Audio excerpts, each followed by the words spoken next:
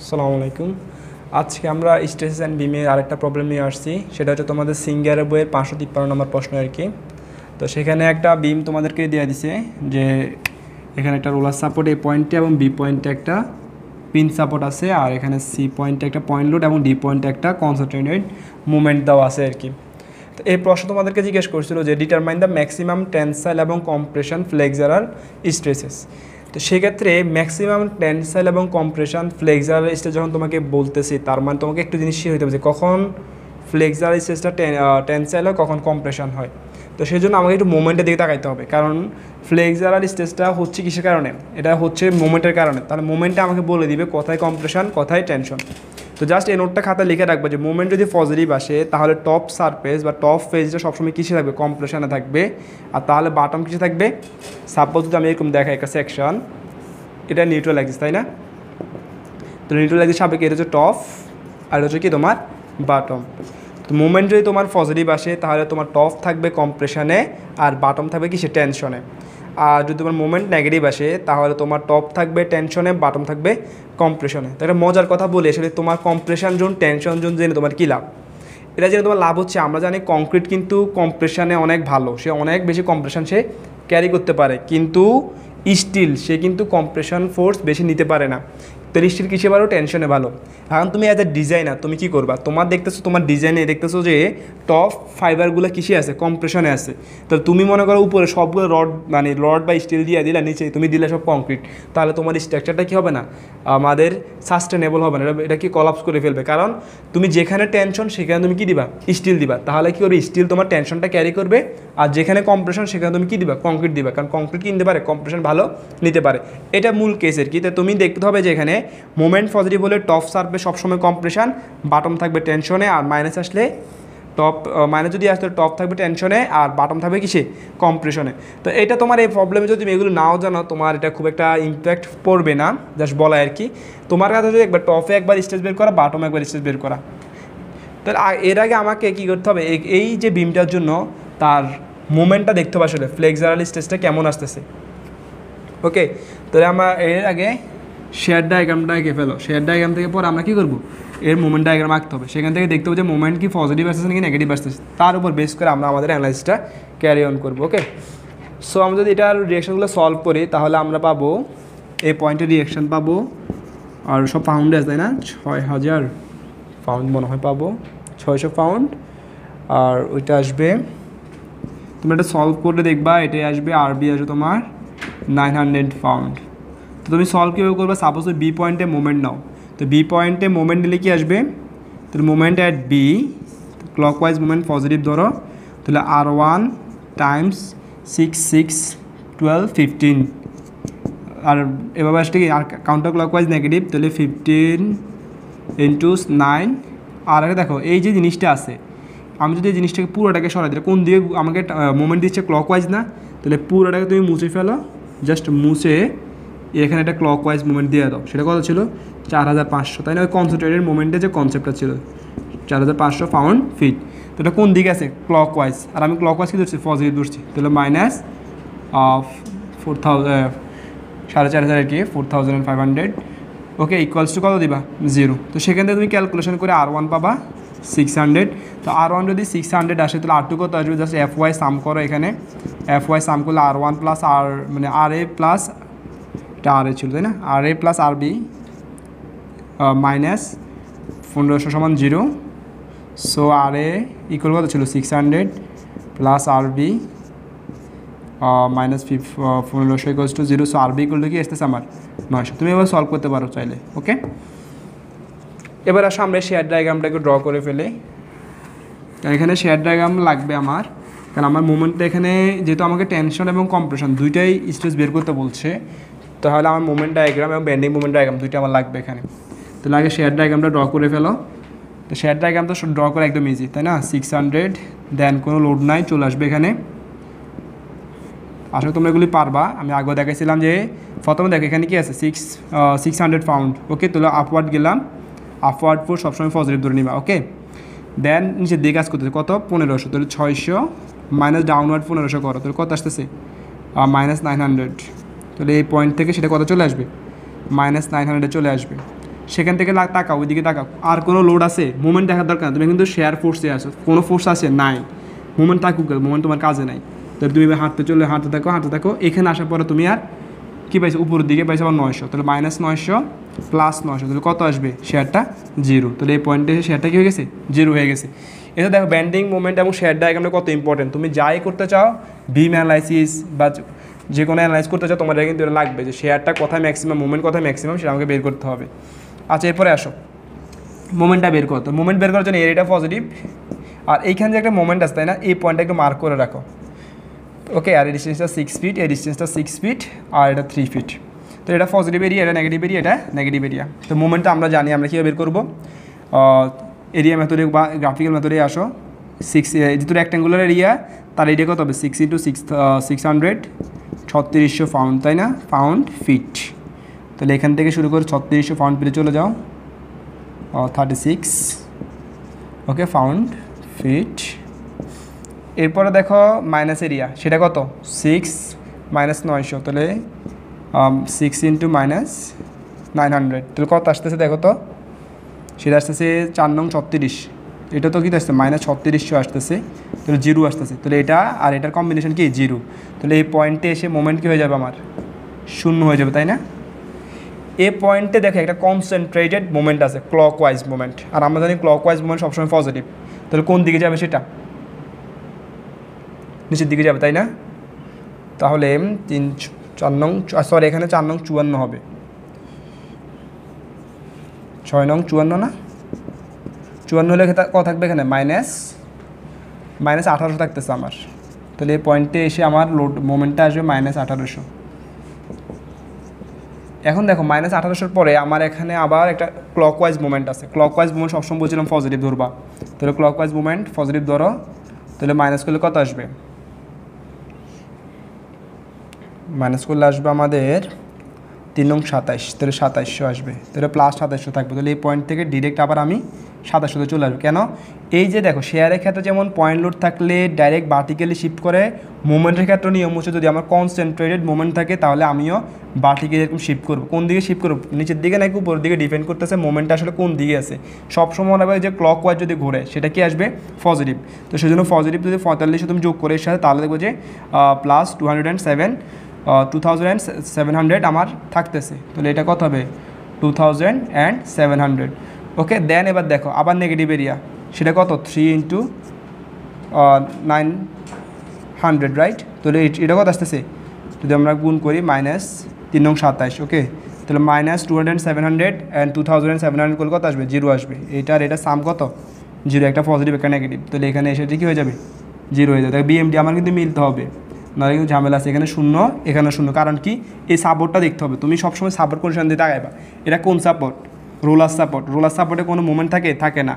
আবার এটা কোন সাপোর্ট? পিন সাপোর্ট, তাতে কোনো মুভমেন্ট থাকে না। সেজন্য এই পয়েন্টগুলোতে এসে মুভমেন্ট কি আসতে হবে? 0ই আসতে হবে। যদি 0 না আসে তাহলে কিন্তু তোমার প্রবলেমটা হবে না। এখন দেখো আমার এখানে মুভমেন্ট পজিটিভ মুভমেন্ট একটা আছে, একটা নেগেটিভ মুভমেন্ট আছে, তো দুইটা মুভমেন্ট আমার কাজ করতে হবে। তো আমি জাস্ট আলাদা করে লিখে ফেলি। একটা পজিটিভ মুভমেন্ট, সে M = ছিল +3600 pound feet, another movement -1800 pound feet. এই দুইটা মুভমেন্ট নিয়ে আমার কাজ। তাহলে এখানে আমার জাস্ট এখানে প্রবলেমটার জন্য আমাকে এক্সট্রা কি করতে হয়েছে? শেয়ার ফোর্স এবং ব্যান্ডিং মুভমেন্ট ডায়াগ্রাম আঁকতে হয়েছে। তো এখানে একটা ডিফারেন্স যেটা হয়েছে যে আমার যখন শেয়ার ব্যান্ডিংয়ের বিএমডি আঁকতেছিলাম তখন এই পয়েন্টে যেখানে কনসেন্ট্রেটেড লোড ছিল সেখানে এসে আমার কনসেন্ট্রেটেড মুভমেন্ট ছিল, সেখানে এসে আমার কী হয়েছে? মুভমেন্টটা উপর দিকে উঠে গেছে, কারণ কনসেন্ট্রেটেড মুভমেন্টটা ক্লকওয়াইজ আছে, সেজন্য আমার এটা যোগ করতে হয়েছিল আমার -1800 এর সাথে। ওকে, আসলে তোমরা বুঝতে পারছো না? আগের ক্লাসগুলোতে এগুলো আমরা পড়ছিলাম। সো আমাদের এটার কাজ নাই, জাস্ট এই জন্য মুছে ফেলতেছি আমরা। তো এখন আবার আমার অ্যানালাইসিসে আসো। তো এটা প্রথমে আসছে আমার মোমেন্টটা কত? প্লাস মোমেন্ট নিয়ে কাজ করো, +306 পাউন্ড ফিট। তো এটার জন্য কি হবে বলো তো? এটার জন্য যেহেতু মোমেন্টটা পজিটিভ, তাহলে টপে কি আসবে? লেখো, টপে আসবে কম্প্রেশন। এই বিমের টপে কি থাকবে? কম্প্রেশন থাকবে। আর বাটমের দিকে থাকবে তোমার টেনশন, ওকে, বা টেনসাইল, যেটা বলো টেনসাইল স্ট্রেস থাকবে। এখন আসো টপ সারফেসে আমি স্ট্রেসে বের করি, তাহলে ফ্লেক্সারিস অংশ অ্যাপ দ্বারা প্রকাশ করে, অ্যাপ, বা তুমি বলতে পারো যে সিগমা টি দাও। সিগমাটি কি? ফ্লেক্সার স্ট্রেস ইন টেনশনে, ওকে, বা টপে বলতে পারো। তো টপেরটা কী থাকে মনে আছে তো? টপে কিন্তু কম্প্রেশন। ওকে, তাহলে বসাই দাও তুমি। তাহলে এখানে এম এর মান কত? MC/I। সি এর ভ্যালু কত আছে? তোমার এখানে মজার ব্যাপার হচ্ছে যে এই সেকশনটায় তোমাকে কিন্তু ওই যে নিউট্রাল এক্সিসটা বলে দিছে এবং সেখান থেকে টপ সার্ভিস এবং বটম সার্ভিসের ডিস্টেন্সটা দেওয়া আছে এবং মোমেন্ট অফ ইনার্শিয়া তোমাকে বলে দেওয়া আছে। কখনও যদি পরীক্ষায় তোমাকে এরকম বলে দেওয়ার কথা না, কারণ এরকম বলে দিলে তো সবাই পারবে। তো পরীক্ষায় তোমাকে বলে দিবে এই এটাই বলা হয় ফ্লেঞ্জ আর এটা বলা হয় ওয়েভ। ওকে, এটাও খেয়াল রাখবে। তো ফ্লেঞ্জের উইথটা তোমাকে দিয়ে দিবে আর ওয়েভের তোমাকে কী দিয়ে দিবে? উইথটা দিয়ে দিবে। তাহলে সেখান থেকে তোমাকে ক্যালকুলেট করে বের করতে হবে নিউট্রাল এক্সিসে কোথায় আছে এবং এর মোমেন্ট অফ ইনার্শিয়াটা কত। আসলে তোমরা এগুলি পারো, এগুলো 1 তোমরা শিখছিলা যে মোমেন্ট কীভাবে বের করতে হবে, সেন্ট্রয়েডটা কীভাবে বের করে আনতে হয়। নিউট্রাল এক্সিসটা অ্যাকচুয়ালি হচ্ছে সেন্ট্রয়েড কীভাবে বের করতে হয় সেটা আমরা জানি, সেটা বের করতে পারো তোমরা আশা করি।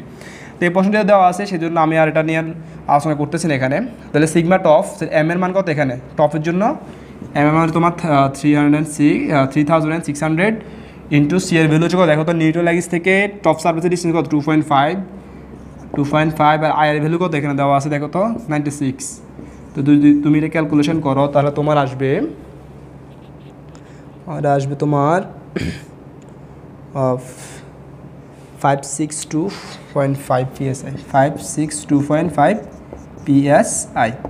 এটা তোমার আসছে টপ সার্ফেসের স্ট্রেস। এটা কিন্তু কম্প্রেসিভ, তাই না?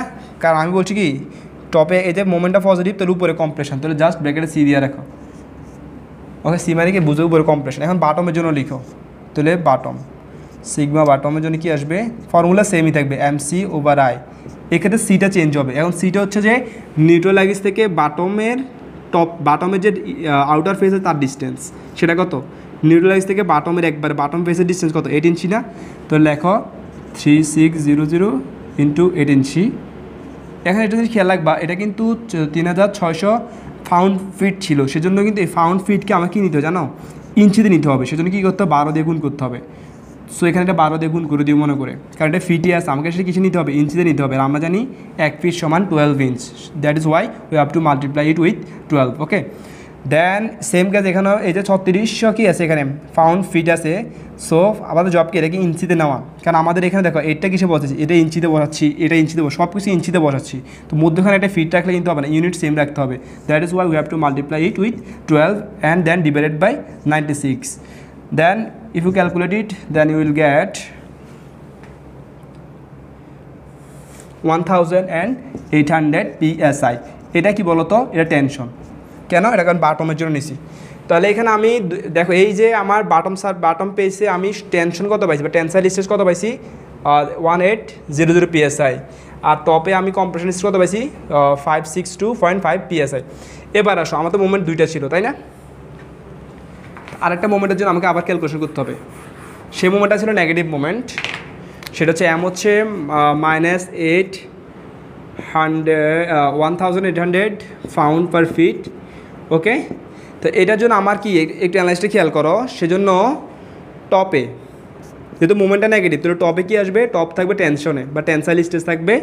আর বাটম কিসে আসবে? এখানে বাটমে থাকবে এখানে কম্প্রেশন। খেয়াল করি। ওকে, তাহলে টপ থাকবে এখন টেনশনে, বাটম থাকবে এখন কি? কম্প্রেশনে। তাহলে এবার তুমি লেখো সেমভাবে সিগমা টপ MC/I। তাহলে সি কত বলতো টপের জন্য? টপের জন্য সি কত? 2.5। তো 2.5 বসাও। আর এখানে তোমার মোমেন্ট কত ছিল? 1800, রাইট? বাট এটা কিসে আছে? Pound feet. So we have to multiply 12 to convert it in pound inch, that means PSI। Okay, মানে পাউন্ড ফিটে নেওয়ার জন্য। ওকে, PSI হবে না, PSI হলে আবার তোমার স্টেজে চলে যাবে, PSI এখানে আসবে। আর এখানে আই দ্বারা ভাগ করতে হবে, 94 দ্বারা ভাগ করবা, ভাগ করার পর একটা ভ্যালু তুমি পাবা। সিমিলারলি সিগমা বাটম তুমি বের করবা, সিগমা বাটমে তুমি MC/I করবা। সেখানে বাটমের জন্য সিটা কিন্তু চেঞ্জ হবে। কেন? নিউট্রাল এক্সিস থেকে বাটম পয়েন্টের ডিস্টেন্স সেটা হচ্ছে 8, আর স্টেজ তোমার সেমি থাকবে 1800 ইন্টু 12 / 94। তো যদি আমি ক্যালকুলেশন করে বলি, দুইটা ক্যালকুলেশন করলে আমাদের আসবে। আচ্ছা খেয়াল করো, এখানে আমরা যদি ক্যালকুলেশন করি তাহলে এখানে টপে পাবো আমরা 574.47 PSI, আর এখানে পাবো আমরা 1838.3 PSI। ওকে, আর এখানে একটু চেক করে, হ্যাঁ এখানে ক্যালকুলেশন করলে আমার তো মনে হয় এটা ভুল আসছে, এটা আসবে 1125 PSI। আর এটা তোমার যদি ক্যালকুলেশনটা ঠিক করে আর কি, যে ক্যালকুলেশনটা তোমরা করে দেখো, এটা মনে হয় আমার মনে হয় ভুল হয়েছিল ক্যালকুলেশন ওই সময়, সেটা আসবে 3600 PSI। ওকে, তাহলে একটু চেক করে রাখো ক্যালকুলেশন, তোমরা একটু চেক দিবা। যেখানে এই পার্টে যদি করি আমরা ক্যালকুলেশনটা, সেটা হবে কি 1125 PSI, আর এখানে আসবে কি 3600 PSI। এখন দেখো তোমাকে প্রশ্নে কী বলছিল, ম্যাক্সিমাম টেনশন এবং কম্প্রেশন স্ট্রেস বের করার জন্য। এখন দেখো প্রথমে আসো বাটমে টেনশন, তো বাটমে টেনশন কত 3600 PSI, খেয়াল রাখো। আর এখানে টেনশন কত, টপে টেনশন সেটা কত 574। তুমি কোনটা নিবা বলো, টেনশন কোথায় বেশি? তাহলে বাটমে টেনশন বেশি, তাহলে ম্যাক্সিমাম টেনশন স্ট্রেস হবে কোনটা? আবার খেয়াল করো, এখানে কিন্তু আমি এই পয়েন্টগুলো দেখার মানে ছিল যে তোমাকে বুঝতে হবে টপে এখানে টেনশন, তাহলে সেটা কত ছিল, টপের টেনশন 574, আর এখানে টেনশন কত ছিল বটমে, সেটা কত 3600 PSI। তাহলে কোনটা বড়? তাহলে 3600 PSIটা বড়। তাহলে তাহলে সিগমা টেনশন, ওকে, তাহলে সিগমা, তাহলে আমি লিখব যে টেনসাইল স্ট্রেস লেখো maximum tensile stress, maximum tensile stress কত আসবে বলো তো? ম্যাক্সিমাম টেনসাইল স্ট্রেস হচ্ছে তোমার 3600 PSI। ওকে, 3600 PSI। আর এবার দেখো কম্প্রেশনে খেয়াল করো, এখানে বাটমে কম্প্রেশন তাই না, সেটা কত 1838 তাই না, আর এখানে কত আছে, এখানে টপে কম্প্রেশন সেটা কত 1125। কোনটা বড়? তুমি খেয়াল করো, এখানে কিন্তু আমি বলে দিছি যে মোমেন্ট যখন নেগেটিভ তখন বাটমে কী আছে, কম্প্রেশন আসছে। ওকে, বাটমে কম্প্রেশন সেটা কত দেখো তো 3800, আর এখানে টপে কম্প্রেশন সেটা কত 1100। তাহলে কোনটা বড়? অবশ্যই এটা বড়। তাহলে তুমি কোনটা নিবা? Maximum compression stress, maximum compression stress হচ্ছে কত? তাহলে হবে 1838 PSI। এইটা হচ্ছে তোমার সলিউশন। ওকে, তাহলে তোমার এখানে যে জিনিসটা আমাদের একটু খেয়াল করতে হবে যে আমার মোমেন্ট দুইটা আসছে, একটা মাইনাস মোমেন্ট, একটা প্লাস মোমেন্ট। তো আমি মাইনাস মোমেন্ট দিয়ে আমরা একবার অ্যানালাইজ করবো বিমটাকে, আবার প্লাস মোমেন্ট দিয়ে একবার অ্যানালাইজ করবো। তো সেক্ষেত্রে খেয়াল রাখতে হবে আমাদের যে জিনিসটা, যে প্লাস মোমেন্ট যদি আসে তাহলে টপ সারফেসে সবসময় কম্প্রেশন থাকবে, মানে এই টপে বিমের এই জায়গায় কী থাকবে, কম্প্রেশন, আর এই জায়গায় থাকবে নিচে থাকবে টেনশন। মানে এই নিউট্রালাইজের নিচে জোনটা হচ্ছে টেনশন জোন, আর উপরে জোনটা হচ্ছে কম্প্রেশন জোন। কখন? যখন মোমেন্ট পজিটিভ। আর মোমেন্ট যখন নেগেটিভ আসবে তখন খেয়াল রাখবে মানে উল্টো হয়ে যাবে, বাইস ভার্সা। মোমেন্ট নেগেটিভ হলে উপরে চলে যাবে টেনশন, নিচে চলে আসবে কম্প্রেশন। সো এটাই আমাদের হচ্ছে টপ সারফেস টেনশনে চলে গেছে, বাটম সারফেস কম্প্রেশনে চলে আসছে। সেখান থেকে আমি কম্পেয়ার করছি কোথায় বেশি আসতেছে। তো আমি দেখতেছি যে আমার এখানে পজিটিভ মোমেন্ট জন্য বাটম সারফেসে আমার টেনশন আসতেছে ম্যাক্সিমাম, আবার নেগেটিভ মোমেন্টের জন্য আমার বাটম সারফেসে তোমার কম্প্রেশন আসতেছে ম্যাক্সিমাম। তো সেটা আমরা জাস্ট ক্যালকুলেট করছি, করার পর আমরা জাস্ট এখানে লিখছি আর কি। Thank you.